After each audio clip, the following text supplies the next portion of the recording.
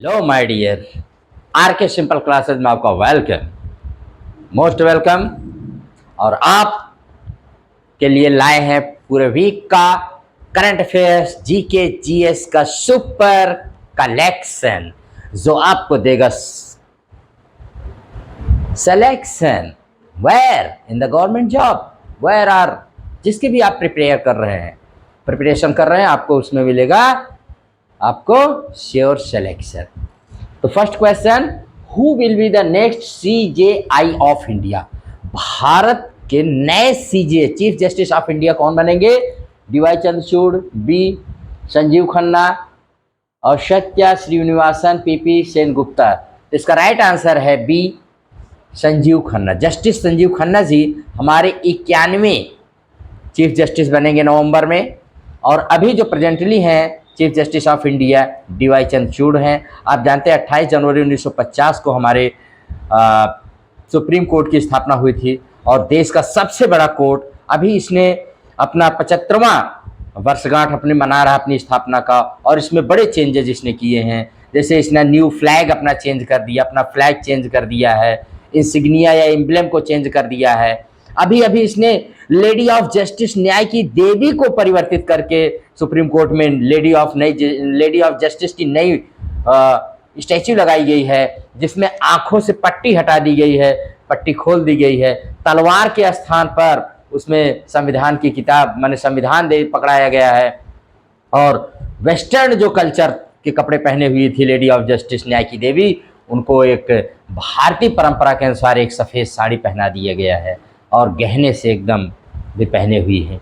ये सब चेंजेस किए गए हैं सुप्रीम कोर्ट मैंने हमारे यहाँ सुप्रीम कोर्ट के द्वारा। मतलब वो ब्रिटिश इरा के चीज़ों को छोड़ रहे हैं, त्याग रहे हैं। उस ब्रिटिश इरा की पुरानी अंग्रेजों के ज़माने वाली बातें अब वो त्याग रहे हैं। याद रखिएगा, बहुत ज़्यादा चेंजेस हो रहा है। और इसके बाद है सत्य श्रीनिवासन जी। इसमें क्या है तो सत्य श्रीनिवासन को जान लीजिए, ये अपॉइंटेड हुए as the additional CEO of government e market place के। ये क्या बने हैं? एडिशनल सीईओ बनाए गए हैं। और पार्थ प्रतिम सेन गुप्ता, ये बंधन बैंक के एमडी और सीईओ बनाए गए हैं आरबीआई के द्वारा। आरबीआई ने अप्रूव कर दिया है 3 साल के लिए, क्योंकि इसके पहले जो थे चंद्रशेखर घोष, उन्होंने इसके एमडी और सीईओ पोस्ट से उन्होंने रिजाइन दे दिया था। तो ये हो गया। दूसरा क्वेश्चन है, how many day in advance can you book your railway ticket now? माने कि अब आप रेलवे टिकट को कितने दिन पहले बुक कर सकते हैं? 60 days, 120 days, 190 days, 200 days. Right answer is 60 days. अब आप 120 दिन के बजाय 60 दिन पहले ही रेलवे टिकट को, रिजर्वेशन वाले जो टिकट होते हैं, आप बुक कर सकते हैं। आप इसको पहले 1 अप्रैल 2015 तक ये 60 दिन ही था, उसके बाद ये बढ़ा गया था, 120 दिन कर दिया गया था। ये लागू होगा 1 नवंबर 2024 से। इंडियन रेलवे ने कहा है कि अब ये टाइम उन्होंने रिड्यूस कर दिया है। इसमें एक इंडियन रेलवे मैंने जो हमारा है इंडियन रेलवे है, यानी भारतीय रेलवे, इसमें कुल 18 मंडल हैं और 18 रेलवे कुल हैं इसमें। और इसका एक विभाग है इंडियन रेलवे में ही आता, IRCTC, Indian railway catering and tourism corporation, जिसकी स्थापना 27 सितंबर 1999 को ये इंडियन रेलवे का माने एक ब्रांच बनी थी। इसका हेडक्वार्टर नई दिल्ली में है। यही इंडियन रेलवे में सारे कार्य यही करता है, IRCTC। तो जानते रहे, बहुत ही इम्पोर्टेंट है। यह एक मिनी रत्न कंपनी है IRCTC, ठीक है। और स्टेशन पर खान पान, घरेलू और अंतर्राष्ट्रीय पर्यटन को बढ़ावा देना, ये सब IRCTC के माने समझिए, रेलवे में बहुत सारे कार्य IRCTC के ही द्वारा किए जाते हैं, जो कि एक मिनी रत्न कंपनी है। इसको रिमेंबर रखिएगा। उसके बाद है अगला question, who is elected as new CM of UT Jammu and Kashmir? Jammu और कश्मीर के न्यू सीएम कौन बनाए गए हैं? तो जानते हैं कि 370 की 2019 में 370 की जो सेक्शन था हटाने के बाद, वहाँ पर जो आर्टिकल था उसको हटाने के बाद पहली बार पहला सीएम जो बने हैं, क्या नाम है?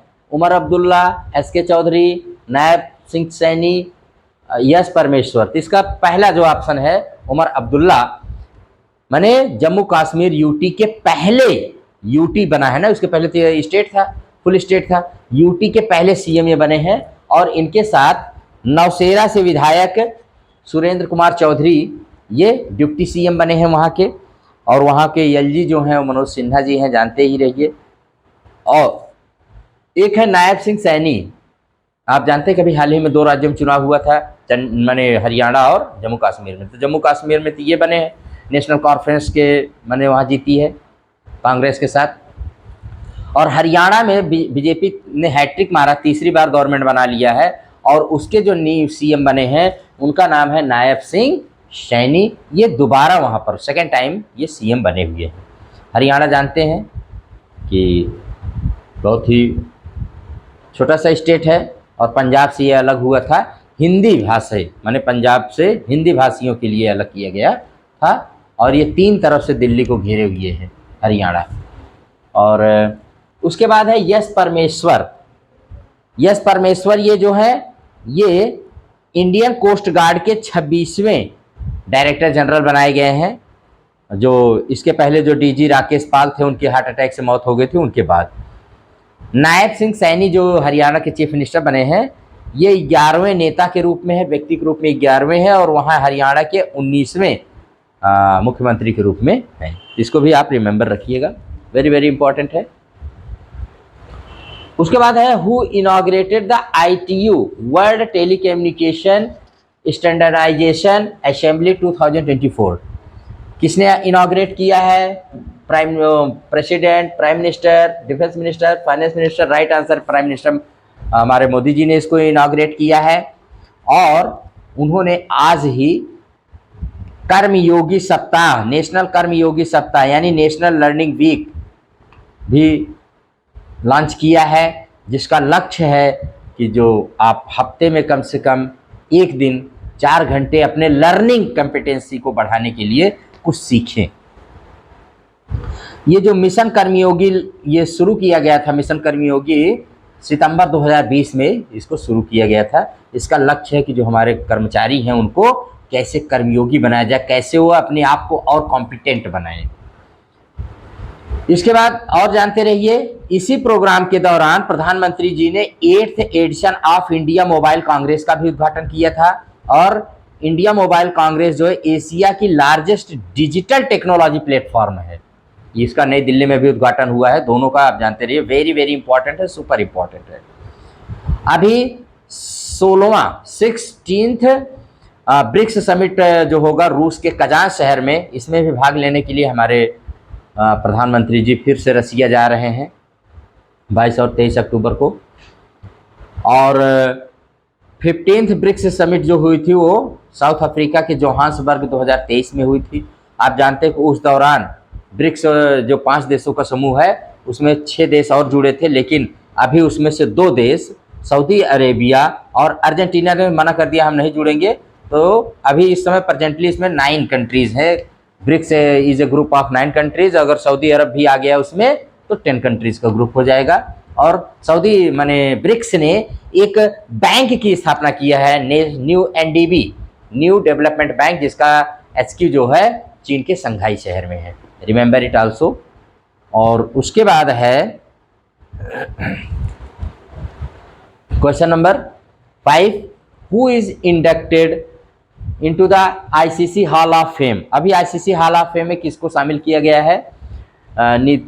नीतू डेविड, डायना एडोलजी, लता देवी और रश्मिका मंदाना। इसमें राइट आंसर है नीतू डेविड। इनको जानते रहिए। अभी ये हमारे भारत की दूसरी महिला है जो शामिल की गई, पहली महिला थी डायना एडोलजी। और इसके अलावा 3 अभी लोग शामिल किए गए हैं। एक तो इंडिया से ये थी और एक है ये इंग्लैंड से हैं, स्टेलर एलेस्टर कुक हैं। एलेस्टर कुक जो इंग्लैंड के हैं वो शामिल हुए हैं। और एबी डिविलियर्स ये साउथ अफ्रीका के हैं। और नीतू डेविड, भारत के 3 लोग आईसीसी की सबसे प्रतिष्ठित हॉल ऑफ फेम में शामिल किए गए हैं, इनको रिमेंबर रखिएगा ऑलवेज। उसके बाद है आशा लता देवी, ये मणिपुर से आती हैं और फर्स्ट इंडियन वुमेन फुटबॉलर है टू प्ले 100 इंटरनेशनल मैच, 100 अंतर्राष्ट्रीय मैच खेलने वाली ये भारत की पहली महिला हो गई हैं। इतिहास इन्होंने रच दिया भाई। आशा लता देवी जी मणिपुर से हैं।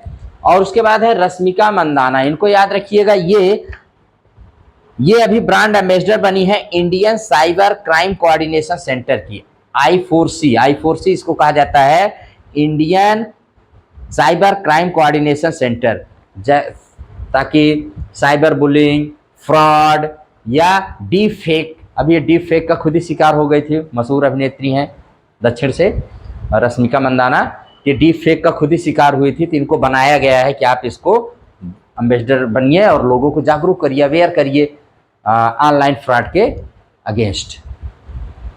नेक्स्ट है how much DA increase was declared by CG government recently, कितना परसेंट अभी डीए इंक्रीज किया है सेंट्रल गवर्नमेंट में, तो 2%, 3%, 4%, 5%, राइट आंसर है 3%। अब 3% देखिए, डीए मतलब होता है डियरनेस अलाउंस, इसका मतलब होता है डियरनेस अलाउंस का मतलब महंगाई भत्ता, और जो पेंशनर होते हैं उनको मिलता है डियरनेस रिलीफ मिलता है। तो इसको आप जानते रहिए, पेंशनर्स के लिए डीआर होता है और जो कर्मचारी एम्प्लॉइज होते हैं उनके लिए डीए होता है। इसी से तनख्वाह सरकारी कर्मचारी की कुछ ज़्यादा हो जाती है। और साल में 2 बार गवर्नमेंट इसको अनाउंस करती है, सेंट्रल गवर्नमेंट, एक बार जुलाई में और एक बार जनवरी में ये करती है। लगता है जुलाई और जनवरी से ही अनाउंस थोड़ा लेट हो सकता है, जैसे अभी उन्होंने अनाउंस किया है, लेकिन वो लगेगा 1 जुलाई से। तो हर 6 महीने बाद डीए और डीआर की डिक्लेरेशन सेंट्रल गवर्नमेंट द्वारा की जाती है। DR for the pensioners and DA for the employees, यार जो उसके एम्प्लॉइज होते हैं, सेंट्रल एम्प्लॉइज होते हैं सेंट्रल गवर्नमेंट के। फिर उसके बाद when was PCM enacted, PCM की कब इनेक्ट किया गया था, कब इसको बनाया गया था पीसीएम। तो आइए देखते हैं पीसीएम क्या है। पीसीएम है prohibition of child marriage act, माने बाल विवाह शादी यानी रोकथाम, बाल विवाह रोकथाम अधिनियम। ये 2006 में बनाया गया था। इसमें 2005, 2006, 2007, 2000, तो इसमें बी वाला ऑप्शन सही है। अभी है 18 अक्टूबर को ही, कल माने हमारे सुप्रीम कोर्ट ने इसमें फैसला दिया है। वैसे तो फैसला इसने 20 जुलाई को ही सुरक्षित रख लिया था, लेकिन अब उसने फैसला दिया है। अब क्या दिया है, पीसीएम का उद्देश्य क्या है, तो यह एक ऐसा कानून है जिसका उद्देश्य बाल विवाह पर अंकुश लगाना और उसमें शामिल लोगों को सजा दिलाना।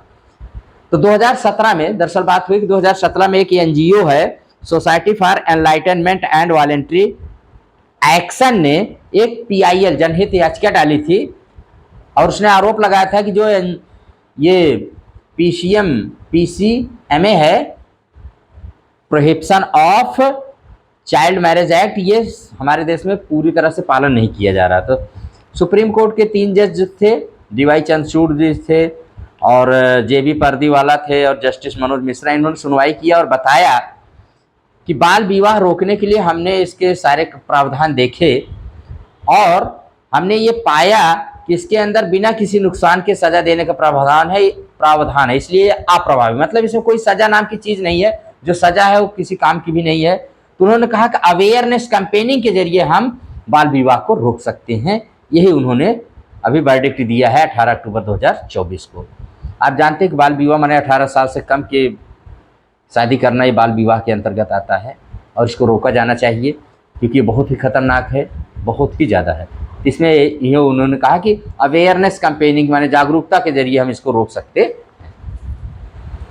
नेक्स्ट हम लोग देखते हैं हु इनॉग्रेटेड पवन चित्रा। पवन चित्रा को अभी कौन इनॉग्रेट किया है, तो इसको हम लोग देखते हैं।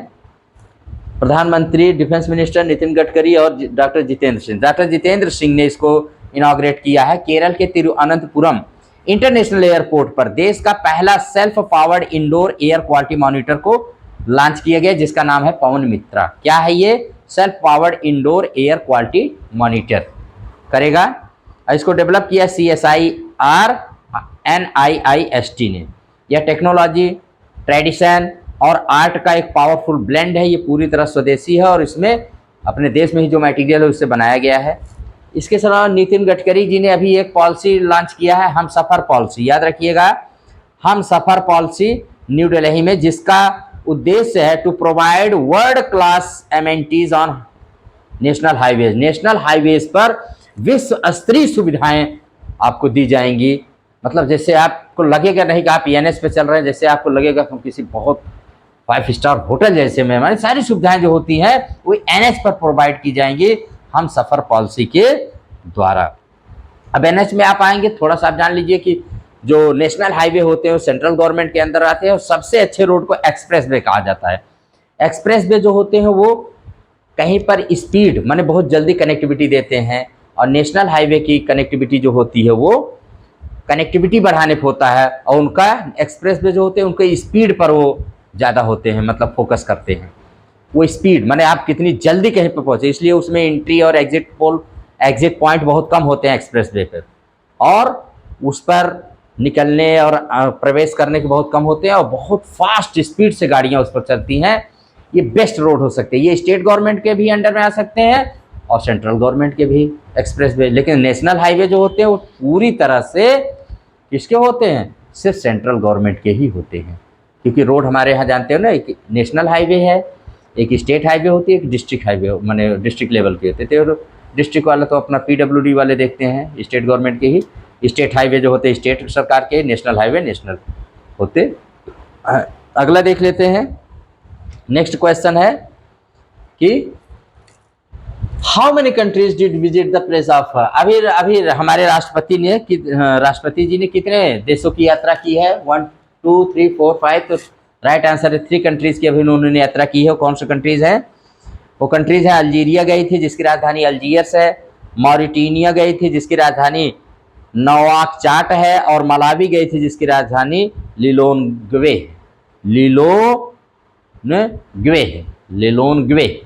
ये मलावी की राजधानी है। तो ये तीनों राजधानी याद रखिएगा। और ये भारत की फर्स्ट प्रेसिडेंट है जो इन्होंने 3 अफ्रीकन कंट्रीज में उन्होंने विजिट किया था। पहली राष्ट्रपति जो अफ्रीका के इन 3 देशों में गई हैं।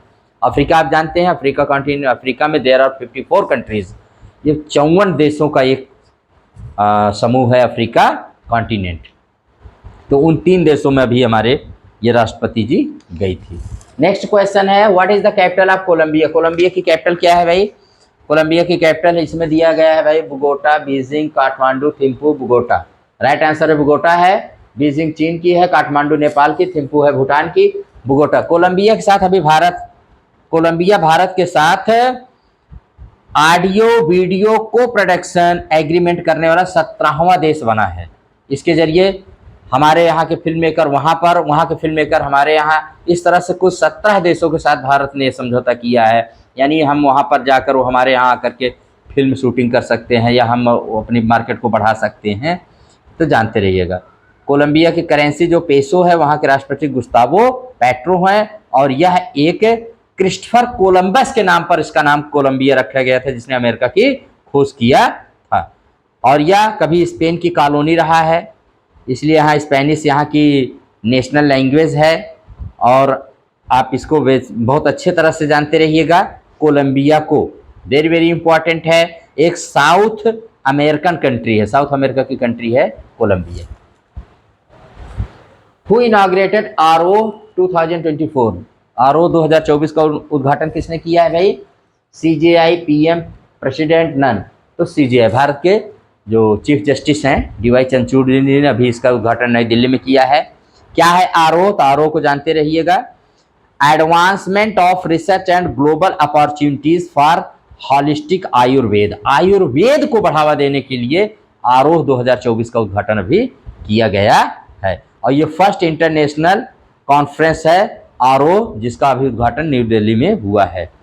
इसको ऑर्गेनाइजर कौन थे? तो all India institute of Ayurveda के साथ, और इसके साथ मिनिस्ट्री जानते ही कौन सी मिनिस्ट्री में आएगा? Ministry of Ayush, union ministry of Ayush में आएगा all India institute of Ayurveda. Ayurveda तो जानते हैं, आयुर्वेद के हमारे यहाँ का सबसे प्राचीन और पुरानी पद्धति है। इसको देखा जा रहा है कि अब वैज्ञानिक युग में कैसे ये हमारी जो एलोपैथिक होती हैं या वैज्ञानिकता की कसौटी पर कैसे ये खरा उतरे और विश्व में कैसी अपनी जगह बनाए, इस उद्देश्य के साथ इसका आरओ 2024 का आयोजन किया गया। अगला है, which country hosted 19th ICDRA meet? India, Pakistan, Russia, none. इसमें सबसे पहले है, इसका राइट आंसर है इंडिया। इंडिया ने अभी ICDRA मीट का उद्घाटन किया है, माने पहली बार होस्ट किया है, पहली बार किया है। पाकिस्तान में अभी 23वीं SCO की माने संघाई कोऑपरेशन ऑर्गेनाइजेशन की बैठक हुई थी, जिसमें हमारे अजय शंकर जी भाग लिए थे। रसिया में जानते हैं कि अभी मैंने बताया 16th ब्रिक्स की बैठक हो रही है, जिसमें PM जी जाएंगे हमारे।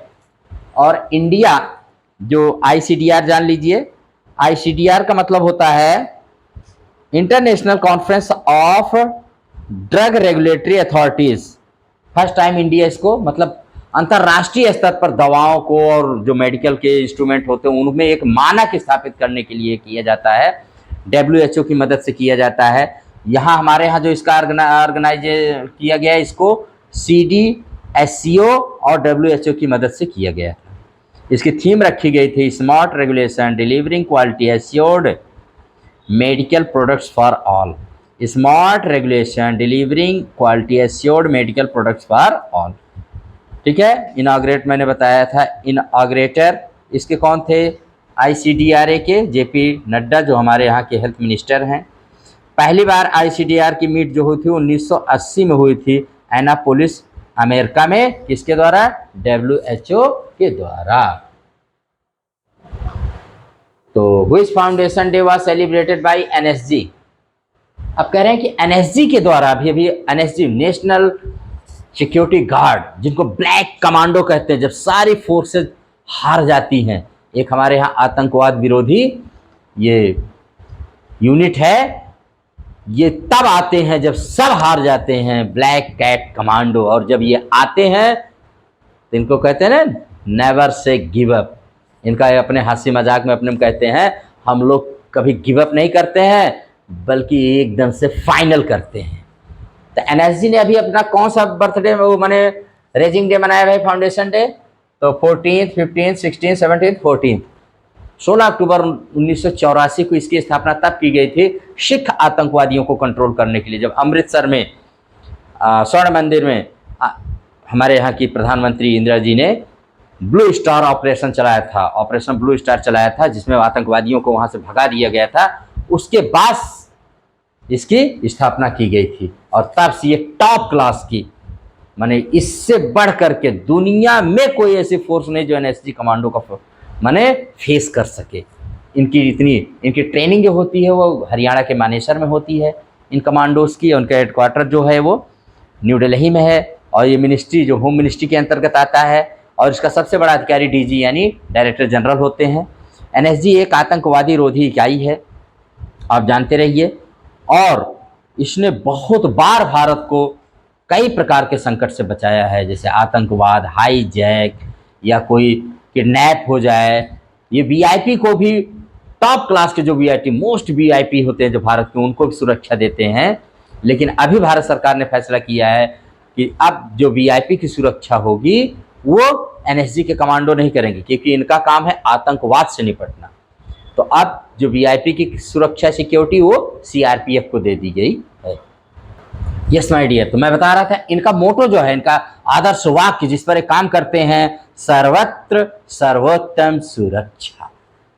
तो इस तरह से NSG को अभी अपना 40वां स्थापना दिवस मनाया। वेरी वेरी इंपॉर्टेंट है, सुपर इंपॉर्टेंट है भाई। कईयों पर भारी पड़ते हैं, चाहे आप वायु, चाहे आप आसमान से, जल से, थल से, किधर से भी आइए, NSG कमांडो आपको पल भर में यमराज के घर भेज सकते हैं। ऐसा है हमारा NSG कमांडो। तो हम इनको सैल्यूट करते हैं, पूरे देश की सुरक्षा इनके हाथ में रहती है।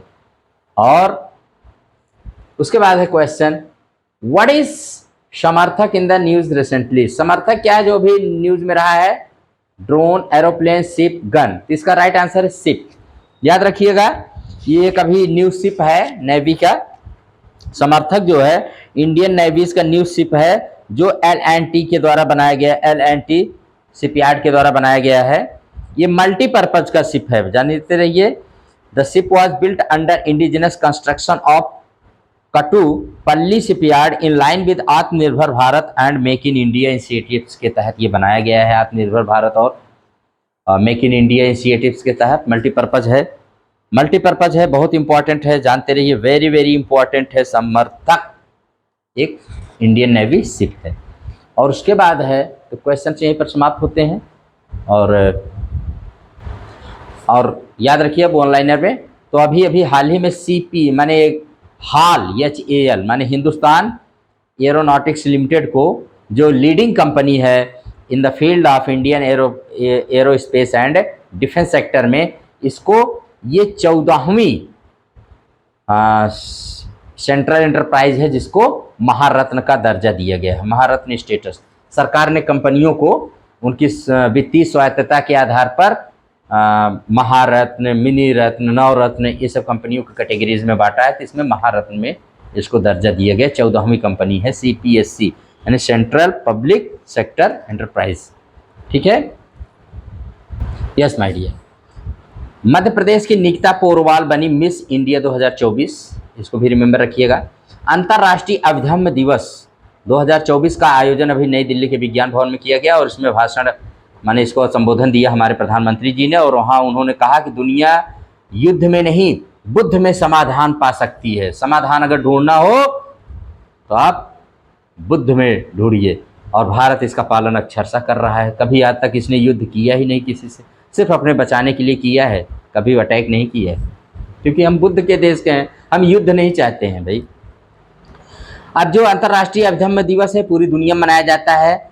ये माना जाता है कि बौद्ध धर्म की विरासत को संरक्षित और बढ़ावा देने के लिए दिन मनाया जाता है। मान्यता यह है कि इसी दिन बुद्ध स्वर्ग से पृथ्वी पर आए थे। भगवान बुद्ध देवताओं और अपनी माँ को अभिधम्म पिटक का ज्ञान देने के लिए, सिखाने के लिए स्वर्ग गए थे और 3 महीने बाद वापस आए थे। ये मनाया जाता है अंतर्राष्ट्रीय अभिधम्म दिवस, नई दिल्ली में मनाया गया। कविता सहाय, ये वाइस एडमिरल कविता सहाय नेवी में DGMS माने director general of medical service का पदभार इन्होंने संभाला है। इससे पहले वह सेना के मेडिकल कोर में कर्नल कमांडेंट के पद पर पहुंचने वाली पहली भारतीय महिला थी। महाराष्ट्र सरकार ने महाराष्ट्र स्टेट स्किल यूनिवर्सिटी का नाम बदल कर रख दिया रतन टाटा महाराष्ट्र राज्य स्किल यूनिवर्सिटी। अभी आप जानते हैं कि हमारे टाटा जी का 9 अक्टूबर को निधन हो गया। यह महाराष्ट्र की पहली स्टेट स्किल यूनिवर्सिटी है जो पनवेल में है। इसमें स्टूडेंट्स को रोजगार के लिए स्किल डेवलपमेंट का कोर्स कराया जाता है। उसके बाद है लोकसभा स्पीकर ओम बिरला ने 149वें माने IPU माने अंतर संसदीय संघ को संबोधित किया। कहाँ? स्विट्जरलैंड के जिनेवा, जहाँ इसका मुख्यालय है। और उन्होंने कहा कि दुनिया में बहुपक्षवाद होना चाहिए, एक पक्षवाद या द्विपक्षवाद नहीं होना चाहिए, बहुपक्षवाद होना चाहिए।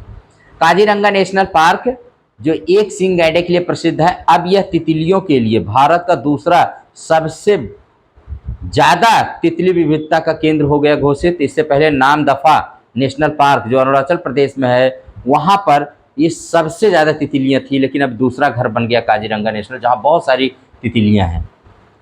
और काकसर पुल का नया नाम रख दिया गया कैप्टन अमित भारद्वाज सेतु, जो कारगिल के एक हीरो थे। नीति आयोग ने नई दिल्ली में मानेकशॉ सेंटर में दूसरा अंतर्राष्ट्रीय मेथनॉल सेमिनार और एक्सपो 2024 का किया आयोजन। नासा ने बृहस्पति के चांद पर जीवन तलाशने के लिए Europa clipper mission space x Falcon heavy rocket से किया लॉन्च। और अबू धाबी विश्व का सबसे महंगा शहर बन गया है। और उसके बाद कुछ इसके दिन देख लेते हैं, डेज को हम लोग, बहुत इंपॉर्टेंट है जो। हाँ, तो देखते हैं 17 अक्टूबर को international day for the eradication of poverty day मनाया गया। 16 अक्टूबर को 16 वर्ल्ड फूड डे मनाया गया, a global call to action against hunger and malnutrition. 15 अक्टूबर को international day of rural women मनाया जाता है। और इनकी थीम रही है, थीम तो बहुत बड़ी है, देख लीजिए, rural women sustaining nature for our collective future, building climate resilience, conserving biodiversity and caring for land towards gender equality and empowerment of women and girls. इतना बड़ा था भाई, international day of rural women का, जो 15 अक्टूबर को मनाया जाता है, 15 अक्टूबर को। और उसके बाद है वर्ल्ड स्टूडेंट भी मनाया जाता है 15 अक्टूबर को। और इसी दिन 93वां 93rd birth anniversary of doctor APJ Abdul Kalam missile man की मनाई गई भाई।